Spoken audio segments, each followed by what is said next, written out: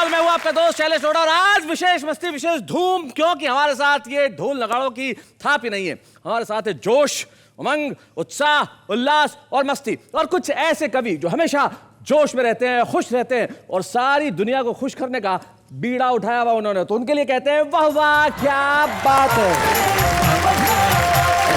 लेकिन उसके पहले बुलाते हैं मेरी साथी को।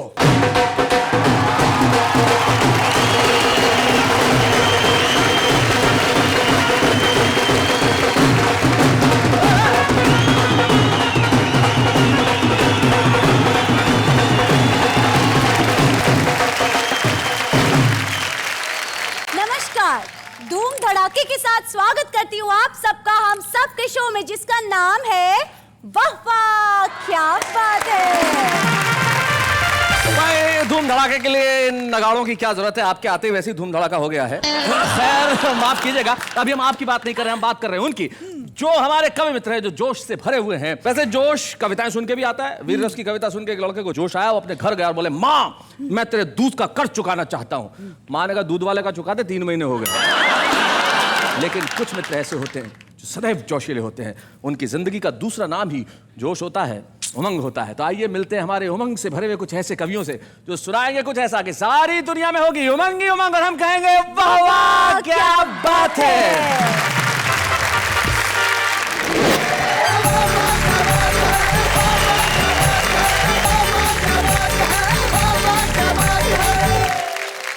भगवान ने ये जमीन बनाई। अच्छा, भगवान ने ये जमीन बनाई, बाकी सब मेड इन चाइना।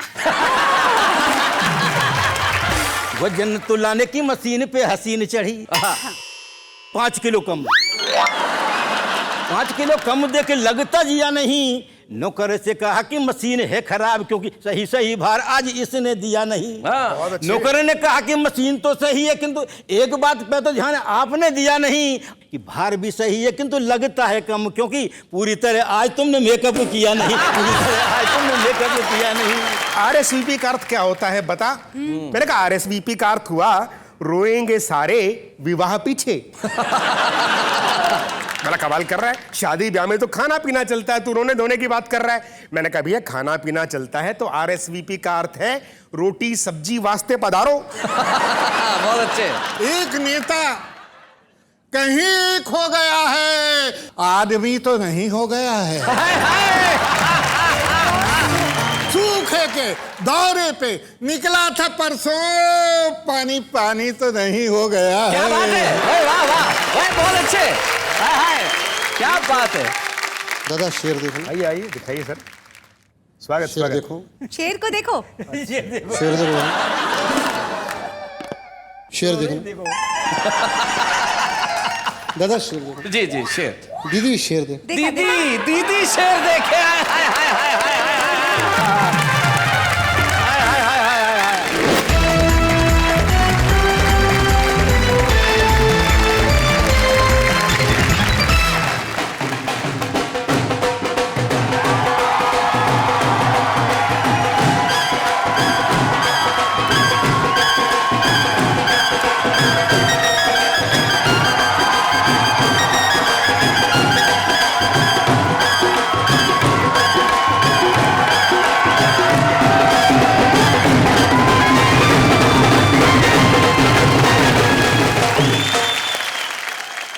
हमारे साथ हमारे 3 कवि मित्र मौजूद हैं जो न सिर्फ कविताएं सुनाएंगे लेकिन सुनाएंगे कुछ ऐसा कि सारी दुनिया कह उठेगी वाह वाह क्या बात है। आइए हम उनसे परिचय करते हैं। सबसे पहले जो मंच के इस कोने में बैठे हैं वो मेरठ उत्तर प्रदेश से हमारे बीच में आए और नाम है उनका सरदार रतन सिंह। रतन बैठिए बैठिए बैठिए। सरदार जी आपका जोश तो कमाल का है, अभी से कविता पढ़ने के लिए तैयार है। लेकिन हमारे बाकी कवि मित्रों का परिचय कर ले। उनके पास जो बैठे हैं हमारे बड़े ही वरिष्ठ कवि मित्र हैं और एक ऐसे कवि जो हास्य भी लिखते हैं, व्यंग भी लिखते हैं, गजल भी कहते हैं और उम्र के इस दौर के अंदर जीवन को बस खुशी का स्वरूप बना रखा है। भोपाल से आते हैं श्री दिलजीत सिंह रील। इधर दिलजीत है, इधर मनजीत है। मनजीत सिंह फरीदाबाद में रहते हैं, बड़े कमाल के कवि हैं और इनके परिचय में मैं क्या कहूं। ये इतनी बार विदेश जा चुके हैं कि इनकी आदत में एक चीज हो गई। नेहा जरा 1 मिनट आ जाओ, मनजीत के पास तक जाओ। और सत श्री अकाल जी। और इनका ये जो कोट है इसको थोड़ा सा उठाओ, इनके ऊपर वाली जेब जो शर्ट की उसमें देखो क्या है, क्या निकलता है जरा देखना। खुल जा सिम सिम। क्या निकला बताओ। पासपोर्ट। एक ऐसा कवि जो जेब में भी पासपोर्ट रख के घूमता है, न जाने कब विदेश जाना पड़ जाए। मनजीत सिंह इनका नाम है। इतने बिजी कवि है, लेकिन आज वाह क्या बात है में हमारे लिए आए। और वैसे इस देश की संस्कृति का सबसे बड़ा नमूना आज हमारे बीच में जो हमारे 3 कवि मित्र बैठे हैं। एक मध्य प्रदेश से हैं, एक उत्तर प्रदेश से हैं, एक हरियाणा से हैं, और तीनों की मातृभाषा पंजाबी है और कविता हिंदी में करते हैं। यही हिंदुस्तान है। आपके लिए वाह वाह क्या बात है। आइए महफिल की शुरुआत करते हैं। हम बुलाते हैं उन्हें जो बड़े कमाल के कवि हैं। उनका अपना एक अंदाज है, और जिस अंदाज में वो अपने छंद जब सुनाते हैं तो लोग कहते हैं भाई वाह क्या बात है। तो अब देर मत कीजिए, जीत लेंगे हमारा मन। रतन सिंह रतन।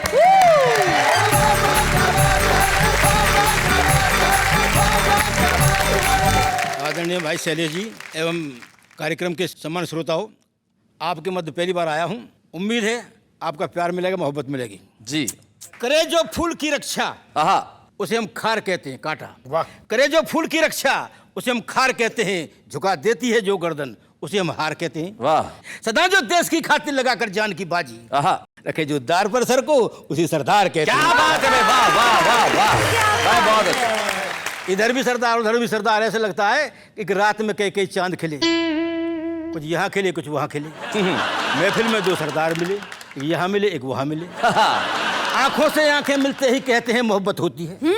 करने को अखियां 4 मिले, एक यहाँ मिले एक वहाँ मिले। वाह वाह वाह, बहुत अच्छा। ये तो मैंने अपना गला खोला ताकि आपके हाथ खुल सके। अब मैं हर घटना में कविता लिखता हूँ। मैं मेरठ का रहने वाला हूँ। हमारे बराबर में गंगा जी बहती है। एक बुढ़िया थी साहब, बुढ़िया के बेटे की शादी हो गई। बुढ़िया बोली बेटा भगवान ने इच्छा पूरी कर दी, गंगा जी नहाया हमें। गंगा जी ने बुढ़िया, बुढ़िया का बेटा और पुत्र वधू तीनों गंगा जी में घुसने से पहले क्या बातें कर रहे थे ये किसी को पता नहीं सिवा मेरे जी। कि पत्नी वे अम्मा गंगा में नहाने चले, कि पति बोला तीनों एक साथ नहीं नहाएंगे। वाह। क्यों कि भाग्य दुर्भाग्य बस आप दोनों डूब गई, हम हैं अकेले किस किस को बचाएंगे। क्या बात है। वाह वाह वाह भाई, तो वाह। पत्नी ने कहा ना तो चिंता मेरी छोड़ दो, अव्वल तो हम कहीं डूब नहीं पाएंगे, और डूबने लगे तो आप अम्मा को बचाना खुद, मुझको बचाने सो जवान कूद जाएंगे। मुझको बचाने सो जवान कूद जाएंगे। फैशन का जमाना साहब जी। एक रोज की बात है साहब, शैलेश जी और मैडम दोनों बाजार जा रहे थे जी। फिर इन्हें किसी को फोन आया पैसे ले जाओ। बोले मैं फोन सुन लूँ, तुम कुछ कहो। अच्छा मैं मार्केट में चली जाओ। इन्होंने नौकर को लिया, साग सब्जी लेने चल दी। वहाँ क्या बात है, वहाँ मशीन थी जी। वजन तुलाने की, उसमें मैडम चढ़ गई। मशीन देखिए कि वजन तुलाने की मशीन पे हसीन चढ़ी। मशीन पे हसीन भाई, बहुत अच्छे। वजन बहुत बढ़िया। तुलाने की मशीन पे हसीन चढ़ी। 5 किलो कम। ये तो बोझ उठाई जा रहा, 5 किलो हुआ कम। 5 किलो कम दे के लगता जिया नहीं, नौकर से कहा कि मशीन है खराब क्योंकि सही भार आज इसने दिया नहीं। बहुत अच्छे। नौकर ने कहा कि मशीन तो सही है किंतु एक बात पे तो ध्यान आपने दिया नहीं, कि भार भी सही है किंतु लगता है कम क्योंकि पूरी तरह आज तुमने मेकअप किया नहीं। पूरी तरह आज तुमने मेकअप किया नहीं। और मेकअप करने वाले बहुत जो हैं, मरीज का पड़ा हो वहाँ भी जाते हैं, इतना मेकअप करने जाते हैं कि शो में आए हो जी। आपका डेंगू बहुत फैला। हम एक मित्र को देखने के लिए गए तो वहाँ एक ऐसी आ गई कि मित्र थे बीमार देखने को अस्पताल गए। अच्छा। मित्र थे बीमार देखने को अस्पताल गए, शुभ चिंतकों में एक पधार गई मेनका। मेनका। और हालत मरीज की निहारी दोस्तों ने, किंतु दोस्तों को एक संग निहार गई मेनका। वाह जी रतन सिंह जी। नैनन के तीर मृग नैनी ने चलाए ऐसे, एक बार चला के दिखाओ जरा। नैनन के तीर मृग नैनी ने चलाए ऐसे, एक एक वीर को पछाड़ गई मेनका। दोस्त हुआ स्वस्थ किंतु हम हो अस्वस्थ गई, सीने में कटार सी उतार गई मेनका। सीने में कटार सी उतार गई मेनका। और ऐसा आज ऐसी मैडम एक दफ्तर में ज्वाइन किया है स्टेनो ने। ये तो घटना हुई, एक क्रिया हुई, पर प्रतिक्रिया देखिए अनेक हुई। अच्छा। नहीं इस टेनो जब ऑफिस में आई तब ऑफिस के लोग हाय हाय करने लगे। हाय हाय करने लगे। और सीनियर भी जूनियर से बन के दिखने लगे, आते जाते टाटा भाई भाई करने लगे।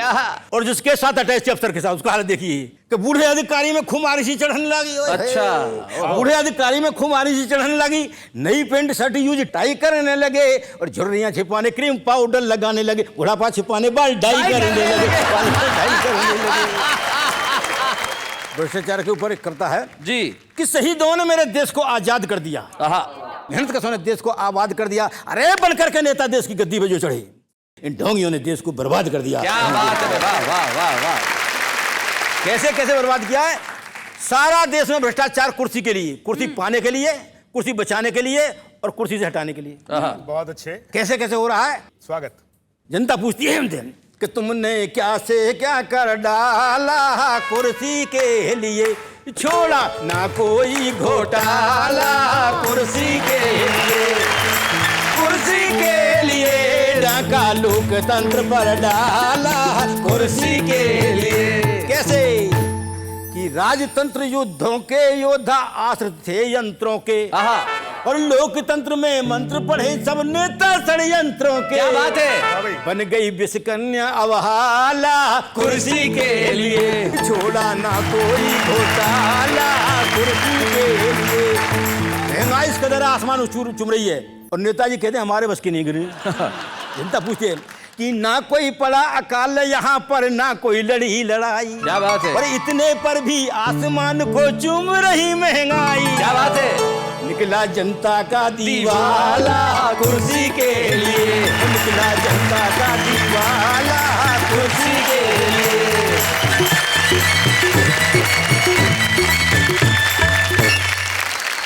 और वैसे कुर्सी के लिए एक बात हमारे कवि मित्र ने मुझे बताई थी कि उन्होंने कहा एक जमाना था, किसी ने बताया कि आज से 500 साल पहले ये एक पेड़ हुआ करता था, उस पेड़ की डाल पे कुछ उल्लू बैठा करते थे। वर्षों बाद इस लोकतंत्र में 21वीं सदी में उस पेड़ को काटा गया, उस पेड़ की कुर्सियां बनवाई गई, उन कुर्सियों को सदनों में भेजा गया और आज भी उन पे उल्लू ही बैठते हैं। ये सबसे बड़ा सच है हमारे लोकतंत्र का। लेकिन ये सच बयानी का नाम ही कविता है, और एक ऐसे ही कवि हमारे बीच में है जो जितनी बढ़िया ढंग से हंसाते हैं उतनी ही व्यंग को अपने सलीके से पेश करते हैं। मन को तो जीतेंगे ही, जिसका नाम मंजीत है। तो भाई क्या बात है, मंजीत सिंह जी को हम यहाँ आमंत्रित करते हैं। आइए मंजीत सिंह जी।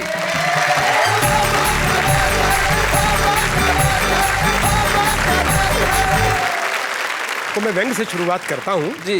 देखिए, एक छोटा सा व्यंग देखिए आप कि ग्राहक ने 500 का नोट दुकानदार की ओर बढ़ाया। बहुत बढ़िया। दुकानदार ने जांचा परखा और नकली कह के वापस लौटाया।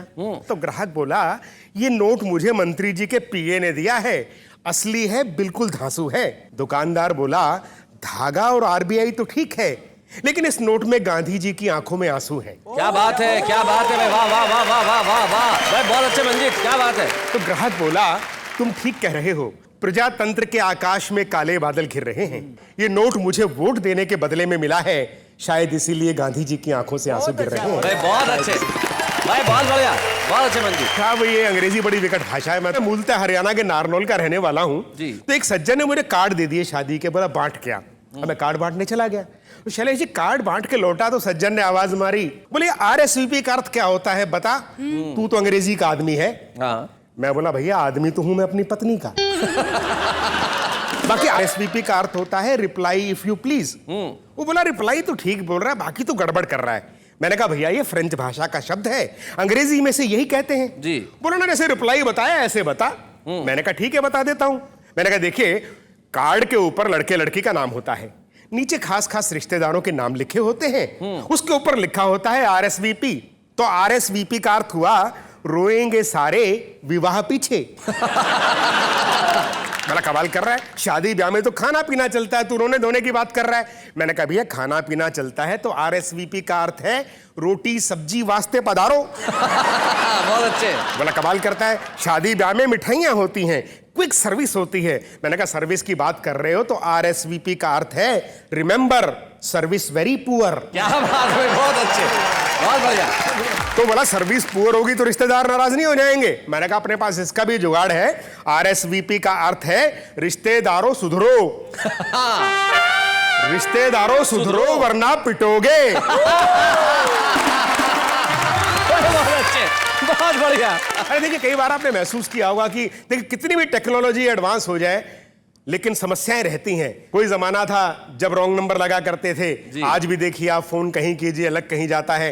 तो रॉन्ग नंबर की जो स्थितियां हैं, मैंने उस पर एक रचना लिखी है, आप मजा लीजिएगा। आप शुरुआत में आपसे ही करता हूं, सत्य घटना है जो मैं आपको बताने जा रहा हूं कि शैलेश जी ने केले वाले को फोन लगाया, दर्जी ने उठाया। शैलेश जी बोले 1 दर्जन भिजवाइए।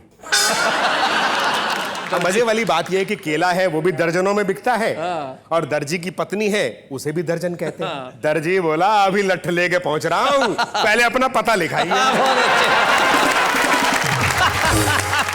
और मित्रों, रेनू ने फोन मिलाते ही कहा, दीदी घर लौटते समय लेती आना 2 बर्गर 1 पिज्जा। अच्छा। हरियाणा के थाने में बैठा हुआ हवलदार बोला, यहाँ कोई दीदी वीदी नहीं रहती, यहाँ तो सारे के सारे हैं जीजा।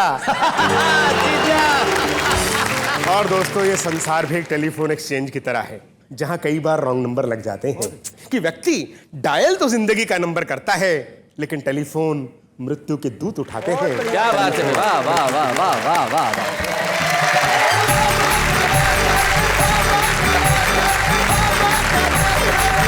भाई मंजीत सिंह जी, आपने कमाल कर दिया। जिंदगी में टेलीफोन और अंग्रेजी दोनों ही बड़ी समस्याएं पैदा करती है, लेकिन ये जो रॉन्ग नंबर का मसला है, मुझे याद है एक साहब ने अपने घर में अपने नौकर को फोन किया। नौकर ने फोन उठा, बोले छोटू। बोले यस सर। एक काम कर, अलमारी खोल। उसने खोल दी, वहां एक रिवॉल्वर पड़ा है, रिवॉल्वर निकाल। उसने निकाल ली। बोले जाके दे मालकिन को गोली मार दे। उसने गोली मार दी। बोले अब क्या करूं सर? बोले कुछ नहीं, दूसरी मंजिल की अपनी बालकनी में जा और उससे इसको नीचे फेंक दे। बोले सर अपन तो ग्राउंड फ्लोर पे रहते हैं। बोले सॉरी, रॉन्ग नंबर। अब अगर जिंदगी में इस तरह से रॉन्ग नंबर लग जाए तो जिंदगी बड़ी मुश्किल हो जाएगी साहब। लेकिन कुछ लोग होते हैं जो हर उम्र के अंदर उनका नंबर सही जगह लगता है। एक ऐसे ही कवि, एक ऐसे शायर हमारे साथ है, न जाने कितने साल पहले दिलजीत सिंह रील साहब ने कविता पढ़ना छोड़ दिया था, लेकिन बड़े ही आग्रह के बाद बहुत समय बाद दिलजीत सिंह रील साहब आज हमारे बीच में है और मैं चाहता हूं कि वह आए और अपने अंदाज में कुछ सुनाए। हम लेके आते हैं दिलजीत सिंह रील साहब।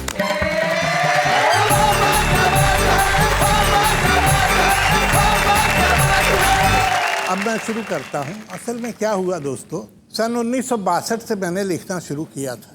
मंचों पे आया, चीन का युद्ध हुआ था उस समय, तो कोई भी सरदार कभी हिंदी मंचों पर नहीं था। ये पहला आइटम नमूना था जो आ गया।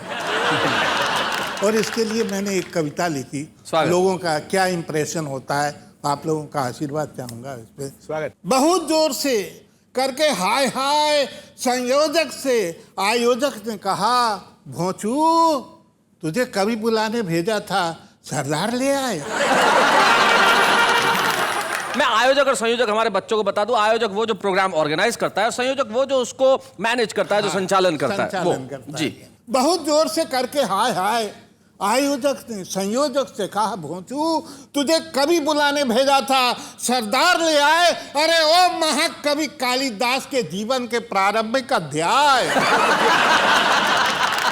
अरे ओ महाकवि कालिदास के जीवन के प्रारंभिक अध्याय, यानी कि मूर्ख तुम्हारा भेजा है या चालू चाय। तो संयोजक ने आयोजक से बड़े विनम्र शब्दों में कहा, गुरु हमने पढ़ा सुना और देखा है कि सिपाहियों में सबसे बड़ा सिपाही हवलदार होता है और डाकुओं में सबसे बड़ा डाकू सरदार होता है। यह भी अपने इलाके के कवियों का सरदार है। क्या बात है, बहुत अच्छे। कविता भले जैसी लिखे, लेकिन होटिंग के मामले में आदमी दमदार है। असल में मैं भी इंजीनियरिंग कॉलेज में पहले पढ़ाता था। कभी जाता ही नहीं था, कभी सम्मेलन में रहता था, और कभी चला भी जाऊं तो स्टूडेंट ही नहीं आते। हम दोनों में बड़ी म्यूचुअल अंडरस्टैंडिंग। उसमें मेरा प्रमोशन नहीं हुआ, तो इस बात को लेकर मैंने एक कविता लिखी। एक चमचा बड़े साहब को मक्खन लगा गया। अच्छा। तो बड़े साहब बोले, भाई कुछ भी कहो, अपन को तो मजा आ गया। भाई कुछ भी कहो, अपन को तो मजा आ गया। और चमचा जो मक्खन लगाने के सिवा कुछ नहीं जानता था, मन चाहा फल पा गया। क्या बात है, वाह वाह वाह वाह वाह भाई, बहुत बढ़िया। और एक आदमी जो सही मायने में आदमी था, उसने काम किया, अपने फर्ज को सही अंजाम दिया, और बड़े साहब ने उसी का काम तमाम किया। क्या बात है भाई, बहुत अच्छे, बहुत बढ़िया। आजकल मेरे देश में इस तरीके से समाजवाद लाया जा रहा है, वाह, कि चमचों की मदद से देश को रसगुल्ला समझकर खाया जा रहा है। वाह वाह वाह वाह वाह, बहुत अच्छे, बहुत बढ़िया रील साहब, क्या बात। कभी इस दल से उस दल में चले जाते हैं, उस दल से इस दल में चले आते हैं। उनको देखते हुए 4 पंक्तियां लिखने का प्रयास किया है। गंगा ने उससे पूछा कि तुम कौन? हाँ। वह बोला, जी मैं आप ही का दास। गंगादास। अच्छा। जमुना ने उससे पूछा कि तुम कौन? हाँ। वह बोला, जी मैं आप ही का खास जमुना दास। भाई बहुत अच्छे। दरअसल हमें उन लोगों से कतई कोई खतरा नहीं है जिनके जिस्म में खोलते हुए खून का एक भी कतरा नहीं है। भाई क्या बात है भाई, वाह वाह वाह वाह भाई, बहुत अच्छे। हमें खतरा तो उन लोगों से है जो हर रोज नई सुबह नए सूरज की जय बोलते हैं। क्या बात है भाई, वाह वाह वाह वाह वाह भाई, बहुत अच्छे। और रात के आते ही अंधेरे का जहर घोलते हैं। भाई वाह वाह वाह वाह, क्या बात है। और रात बहुत के अच्छे, आते ही बहुत अच्छे। अंधेरे का जहर घोलते हैं। और ये दो पंक्तियां मेरे देश में जब तक ये गंगादास और जमुनादास की प्रवृत्ति रहेगी, सच कहता हूं, देश की करोड़ों आंखों से गंगा जमुना बहती रहेगी। वाह वाह वाह वाह वाह वाह वाह, बहुत अच्छे। और चार पंक्तियां देखिए, इस माध्यम से भी व्यंग लिखा जा सकता है। अच्छा। सन 1947 को देश आजाद हुआ। यह महत्वपूर्ण घटना नहीं थी। अच्छा। महत्वपूर्ण घटना यह थी कि सन 1947 को हम पैदा हुए। पैदा होते से ही रोए, तब से अब तक लगातार चीख चीख कर रो रहे हैं। क्या बात है, वाह वाह वाह वाह वाह। लेकिन बाहर कुंभकर्ण की औलाद नेता अभी तक सो रहे हैं। भाई बहुत अच्छे भाई, क्या बात है। वाह रील साहब वाह। आओ भारतवासियों, इन्हें जगाओ, अगर नहीं जगते हैं तो इन्हें संसद से बाहर भगाओ। क्या बात है भाई, बहुत अच्छे भाई, बहुत बढ़िया। चार पंक्तियां और जी। एक कविता देखिए, ये करुणा है इस व्यंग में जी। मेरे पड़ोसी राम दुलारे, 1 महीने की भूख हड़ताल के बाद कल रात हो गया, अल्लाह मियाँ को प्यारे। अच्छा। बेचारे बड़े शरीफ आदमी थे, जिंदगी भर शासन को प्रशासन को गालियां देते रहे। ओहो। और रोजगार के नाम पर खाट पर पड़े गरीबी के अंडों को सेते रहे। क्या बात है भाई, वाह वाह वाह। वैसे वे देखने में एकदम मरियल थे, लेकिन साहब क्या रुतबा था, पूरे मोहल्ले के लोग उनसे घबराते थे। अच्छा। गरीब थे ना, कहीं कुछ मांग ना लें। क्या बात है भाई, वाह वाह वाह भाई, बहुत बढ़िया। इसी डर से थर्राते थे। उस दाने दाने को मोहताज व्यक्ति को जिंदगी भर हमने कुछ नहीं दिया। कुछ लोगों का ऐसा भ्रम है, अरे उसी की आत्मा की शांति के लिए एक श्रद्धांजलि का आयोजन किया, यही क्या काम है। वाह वाह वाह वाह वाह, बहुत अच्छे, बहुत बढ़िया। और उसमें भी एक नामी गिरामी नेता को बुलाया, जिसने आते ही भाषण पिलाया कि स्वर्गीय राम दुलारे सच्चे समाज सेवी थे, वे वीर थे, महान थे, तीर थे, कमान थे। क्या बात है। एक ऐसा आदमी जो जिंदगी भर मौत से लड़ा और मर गया।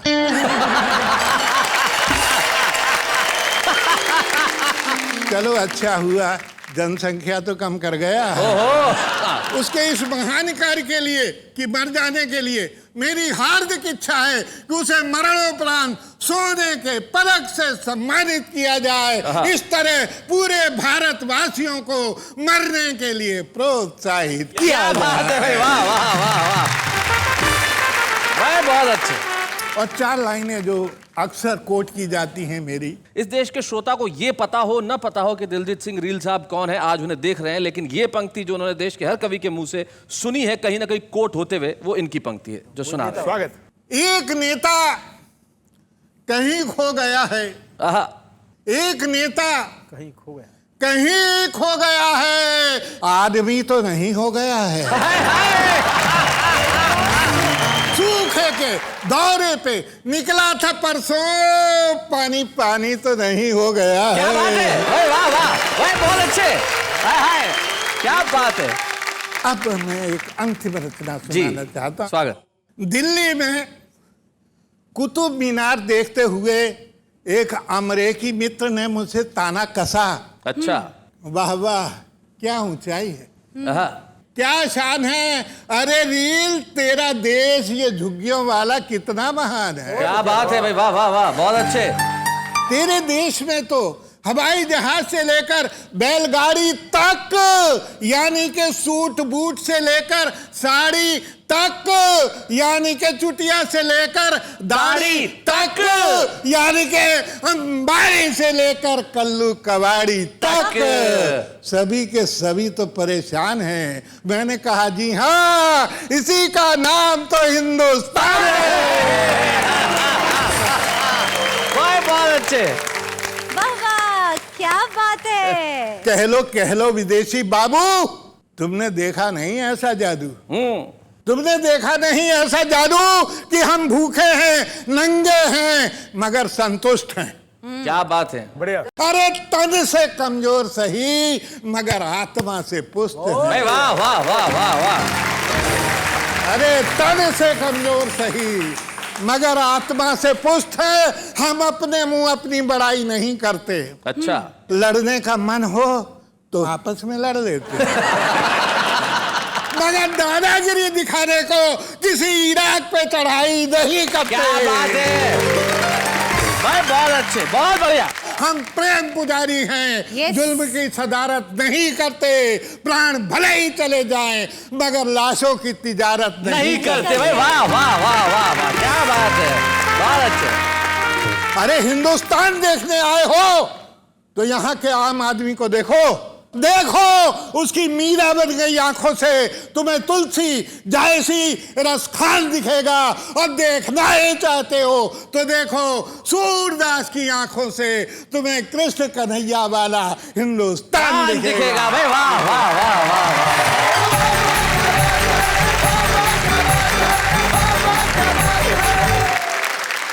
दिल साहब कुतुब मीनार की बात कर रहे थे, मुझे याद आ गई, हमारे हास्य कवि भी देशभक्ति अपने अलग ढंग से निभाते हैं। जैसे ये मंजीत सिंह, मुझे याद है एक बार विदेशी इनसे एक मिलने के लिए हिंदुस्तान में आगे घुमाने लेके जाओ, ये ले गए सीधे आगरा ताजमहल, और बताया, बोले ये देखो ताजमहल। तो उसने पूछा कितने सालों में बना? बोले 22 साल लगे। बोले बहुत आलसी है तुम्हें इंडियन, बहुत टाइम लगाता है। अब इन्हें बड़ा गुस्सा आया, दूसरे दिन लाल किले ले गए, उसने पूछा ये कितने सालों में बना? इसको भी बोले लगे 10-15 साल लगे। बोले बहुत आलसी है, बहुत टाइम लगाता है। अब इन्हें बड़ा गुस्सा आया, अब क्या किया जाए? तीसरे दिन कुतुब मीनार पे ही ले गए, बोले ये देख। अंग्रेज ने कहा ये बहुत अच्छा, ये कल क्यों नहीं दिखाया? बोले रात को ही बनवाई है। ये अलग किस्म की देशभक्ति होती है, लेकिन मैं जानता हूं हर कवि के भीतर एक देशभक्त छुपा होता है, चाहे सुबह हो या शाम। कवि के लिए सिर्फ एक ही चीज है, वो हर वक्त लेता है वतन का नाम। और अभी एक अल्प विराम। स्वागत है आपका जोश से भरे उस एपिसोड में जहां आज हमारे कवियों ने धमाल कर दिया है, उस कार्यक्रम में जिसका नाम है वाह वाह क्या बात है। क्या बात है Shailesh ji, I am so happy. अब कहां से रील्स आपको ढूंढ के लाए? क्या बात है। रील साहब तो 20 साल पहले कविता पढ़ना छोड़ चुके थे, छुप गए थे, लेकिन सूरज कितनी भी कोशिश कर ले छुप नहीं सकता। जैसे हमारे आम आदमियों में भी प्रवृत्ति है कि वो कविताएं लिखते हैं। अब वो भले घर में बैठ के लिखते हो, लेकिन हम उन्हें ढूंढ ही लेते हैं, हमारा कैमरा पहुंच जाता है उन तक। देखते हैं कैसे, जरा देखिए। डर से डरो नहीं, जस्ट फाइट इट। डर से डरो नहीं, just fight it. Hi, I am Rajinikanth. Minded. महंगाई के इस दौर में करना पड़ता है अपने खर्चे पर काबू। महंगाई के इस दौर पे करना पड़ता है अपने खर्चे पर काबू। एक चुटकी सिंदूर की कीमत तुम क्या जानो रमेश बाबू। नाच मेरी बुलबुल तुझे पैसा मिलेगा, नाच मेरी बुलबुल तुझे पैसा मिलेगा। हम CID से कोई अपनी जगह से नहीं लेगा।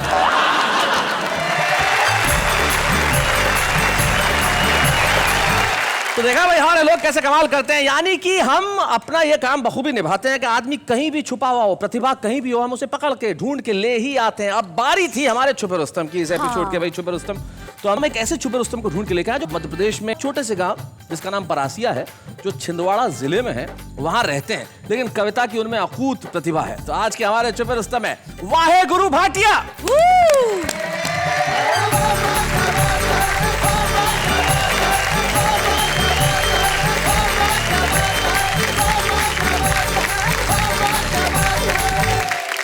भले ही जमाने को दिखाने के लिए, पर हौसला चाहिए मुस्कुराने के लिए। आहा आहा, क्या बात है। इस जमाने के सितम का क्या गम करें वीरा, इसे तो बस मौका चाहिए रुलाने के लिए। वाह वाह वाह वाह, सही कही। दादा शेर देखो। आइए आइए दिखाइए सर। स्वागत। शेर देखो, शेर को देखो। शेर देखो, शेर देखना। दादा शेर देखना। जी जी शेर। दीदी शेर देख। दीदी दीदी शेर देखे।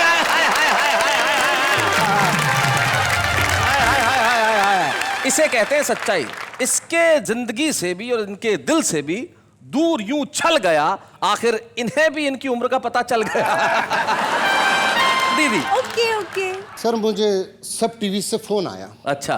बोले भाटिया जी आपको आना पड़ेगा। मैं बोला यार मैं बहुत बिजी हूँ। नहीं बोले आपको आना पड़ेगा। मैं बोला यार आज फिर नहाना पड़ेगा। वीर जी मैं बड़ा नहा धो के तैयार होके राजा बेटा अच्छा बच्चा बन के स्कूटर लेके मार्केट में निकला। यहाँ से कविता दादा निकल के आती है। जी। कोशिश किए वीर जी, आशीर्वाद चाहूंगा। स्वागत भाई। कि बचना है अगर कुछ दिन यम से तो गाड़ी मत चलाओ जम से। हेलमेट पहनो नित्य नियम से। सही बात है। और हेलमेट पहनने का मजा ही कुछ और है, समझ में ही नहीं आता कौन सिपाही कौन चोर है। एक टायर वाले की दुकान पे घटना घटी। अच्छा। एक साथ आके रुकी दो फटफटी मोटरसाइकिल।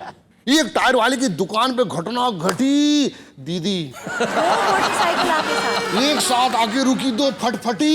इत्तेफाक दोनों गाड़ी और हेलमेट का एक जैसा था रंग। दोनों लेके निकले थे अपनी अपनी बीवी को अपने अपने संग। इत्तेफाक पे दोनों का पिछला टायर था दबा। बोले गणेश पंचर थोड़ी थोड़ी भर दो हवा। दोनों की बीवियां गाड़ी से गई उतर, उसने भी दी गाड़ी में हवा भर। बस यही घटना एक नया उद्यम कर गई। बैठते वक्त दोनों की बीवियां बदल गई। हेलमेट के कारण हो गया सब घोटाला। एक निकल लिया दादर, दूसरा निकल लिया वडाला। भैया बीवी बदले तो बदले पर नियम नहीं तोड़ेंगे कसम से। हम हेलमेट लगाएंगे। हम हेलमेट लगाएंगे। क्या बात है। दादा चिकनगुनिया खूब फैला था। चिकनगुनिया जी। इस कविता को मैंने वहां से उठाने की कोशिश की। आपका आशीर्वाद चाहूंगा वीर जी। स्वागत। तो कल रात मच्छरदानी में मैंने एक मच्छर को पकड़ा, अपनी उंगली में जकड़ा। मैंने कहा हे जलियां वाले बाग के जनरल डायर, चिकनगुनिया और मलेरिया के होल सोल सप्लायर, आप हम गरीबों को क्यों काट रहे हैं? तरह तरह की बीमारियां क्यों बांट रहे हैं? अरे काटना ही है तो उन गद्दार नेताओं को काटो जो देश का गला काट रहे हैं। वाह वाह वाह वाह, बहुत अच्छा। मच्छर बोला सरदार जी पहले ढीला करो यार। पहले ढीला करो यार। खूब टाइट पकड़ लिए। मैंने मच्छर को ढीला किया। मच्छर ने अपनी कोट पैंट टाइट ठीक किया और बोला सरदार जी, ओ भाटिया जी, ओ वाहिगुरु जी, उन गद्दार नेताओं को हम तो क्या हमारे बच्चे ही निपटा के आ जाएंगे, मगर उन्हें काटने से कहीं हमें मलेरिया हो गया। हाय हाय हाय हाय हाय हाय हाय, क्या बात है भाई, बहुत बढ़िया। तो क्या आप हमें बचा पाएंगे? बढ़िया बढ़िया। उन गद्दार नेताओं को मरवाना है, उनको सबक सिखाना है, तो दिल्ली से उठाइए, मुंबई ले जाइए और वहां के कार्यक्रम में सामने बिठाइए और कवियों को बोलो शुरू। कवि शुरू हो जाएंगे। भ्रष्टाचार, गरीबी, मक्कारी वगैरह वगैरह सब पर इतनी कविता सुनाएंगे, इतनी कविता सुनाएंगे कि इनकी आंखों का शर्म का पानी तो मर चुका है। देख लेना ये नेता खुद चिल्लू भर पानी में डूब के मर जाए। थैंक यू दोस्तों। आज से आप सारी दुनिया में जाने नहीं जाएंगे, जाने जा चुके हैं। तो हम चाहते हैं वाहिगुरु भाटिया जी, आप आज छुपे रुस्तम बन के आए हैं, कल को हम चाहते हैं कि आप वहां बैठें और कविताएं सुनाएं और सारा देश आपके लिए कहे वाह वाह क्या बात है वाहिगुरु। Thank you sir. चाहे अब बूढ़े हैं, नर है या नारी है, हंसी देने वालों के सब ही आभारी है, कविता सुनाने वाले अब सबके साथ है। क्या बात है। सवाल अभी जारी रहेगा, कौन आएगा और क्या सुनाएगा और क्या करने वाला है, अभी क्यों बताऊं, अभी नहीं बताऊंगा उसका नाम। अभी हम ले रहे हैं एक अल्प विराम। आज हमारे मित्र तो कमाल कर रहे हैं, वाह वाह क्या बात है। आपको पता है कौन आने वाला है? नहीं पता। शैलेश जी बताते नहीं, बताइए ना प्लीज कौन आने वाला है। ये बहुत सीनियर कवि आ रहे हैं अब। सीनियर? हाँ हाँ, बहुत सीनियर, रील साहब से भी सीनियर। रील साहब से भी सीनियर? जी जी जी जी, बिल्कुल आपसे भी सीनियर आए, तो अब थोड़ा सा उनका सम्मान, स्टैंडिंग ओवेशन करना पड़ेगा। आए तो खड़े होकर हम स्वागत करेंगे, क्योंकि एक्सपीरियंस भी बहुत ज्यादा है, उम्र भी हमसे ज्यादा है, तो उसका हमें सम्मान करना चाहिए। जरूर हम बुलाते हैं एक ऐसे व्यक्तित्व को जिसे आपने टेलीविजन पे कई बार देखा है। कौन है वो, जरा पहले हम मिलाते हैं। आइए साहब।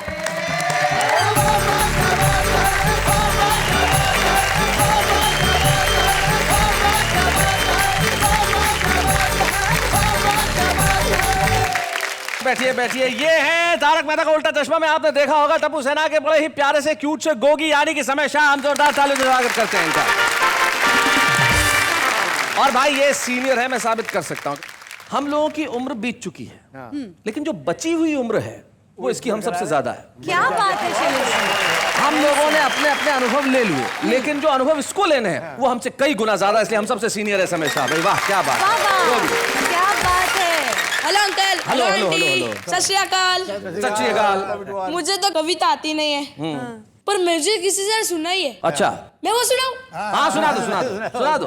भगवान ने ये जमीन बनाई। अच्छा, भगवान ने ये जमीन बनाई, बाकी सब मेड इन चाइना। और दूसरी भी है, वो सुनाओ। हाँ हाँ हाँ, बिल्कुल बिल्कुल बिल्कुल। प्यार हमें इस मोड़ पे ले आया, आहा, इतनी देर से करे बस ही नहीं आ रही। बेटा इस कविता को मैं थोड़ा सा बदल भी देता हूँ। अगर हमारी उम्र में लिखते तो क्या लिखते? क्या? कि प्यार हमें इस मोड़ पे ले आया, इतनी देर से खड़ा हूं पर बस में ही नहीं आ रही। तो ये कविता का बस छोटा सा फर्क है। इसके अलावा कोई कविता याद है बेटा तुम्हें? हाँ, एक है। एक है? हाँ। तो सुनाओ। मोटू राम दिन भर खाए जाए जाम, पेट को ना दे जरा आराम। मोटू राम स्कूल जो जाए, मोटू राम दोस्त सताए खुले आम। मोटू तू है तेंदू राम, हमारी कमर तेरा गोदाम। मोटू राम रोते घर जाए मोटू राम, सर उठा ले पूरा धाम। माँ पूछे करे छोटू राम, मत रो बेटा खा ले आम। जब जब रोते मोटू राम, तब तक खाते जाए आम। और करे ना काम न धाम, मुतियाते जाए मोटू राम। एक दिन पेट में उठा सांप, डॉक्टर के पास मोटू राम। सुई लगी चिल्लाए हाय राम, तब जाने सेहत की दाम। अब तो रोज करे व्यायाम, धीरे धीरे घटा वजन, पुतले हो गए मोटू राम। भाई क्या बात है, बहुत अच्छे। शैलेश जी, क्या बात? रोशन भाभी ने कविता सिखा के भेजा इसको। क्या बात है गोगी, भाई तुमने कमाल कर दिया। हम उस उम्र में है जहाँ पे आदमी या तो योगी होता है या रोगी होता है, लेकिन योगी और रोगी के बीच में गोगी ने आके जो कविताएं सुनाई है, उससे लगता है कि आने वाली पीढ़ी बड़ी लाजवाब होगी। Thank you Gogi.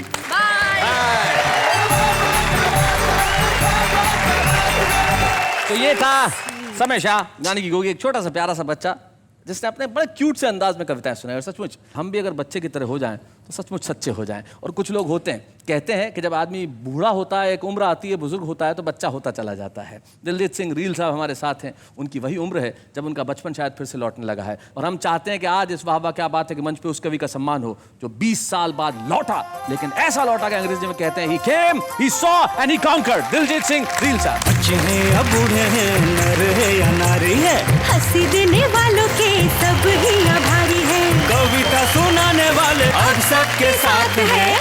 क्या बात है। जैसे कि परंपरा है, जब हम जिस व्यक्ति का सम्मान करते हैं तो उनके परिवार का कोई ना कोई सदस्य यहाँ उपस्थित होता है। हमें बड़ी खुशी है कि आज दिलजीत सिंह रील साहब की पुत्री जसप्रीत यहाँ पे उपस्थित है। हम चाहते हैं वो यहाँ तक आए। क्या हाल है जसप्रीत आपके? बढ़िया। अच्छा, रील साहब तो बड़े कवि हैं, बड़े शायर हैं। कविता सुनाते हैं कभी? बहुत कम। कभी कभी डांटते हैं? बहुत डांटते थे। किस बात पे डांटते हैं? जब मैं खेलता था, उनकी जब बुलाते थे वो, तो मैं उनका बात नहीं सुनता था। अच्छा। तो वो बहुत गुस्सा हो जाया करते थे। फिर मनाना बहुत मुश्किल हो जाता जब इन्हें गुस्सा आता था। मनाना मुश्किल हो जाता है? फिर कैसे मानते थे अल्टीमेटली? मम्मी से बोलता था कि मम्मी प्लीज पापा को बनाओ। How sweet, हाँ how हाँ हाँ, sweet फिर मम्मी is मना that? लेती थी? बिल्कुल। क्या बात है रील साहब, मतलब अभी भी आप आंटी से मान जाते हो। तो आज का एपिसोड था जुनून के नाम, उत्साह के नाम, उमंग के नाम, जोश के नाम, मस्ती के नाम, धमाल के नाम। और मैं जानता हूँ कमाल हो गया, धमाल हो गया और आप सभी को घर कविताओं से माला माल हो गया। तो इन कवियों के लिए एक बार जोरदार तालियां बजाइए।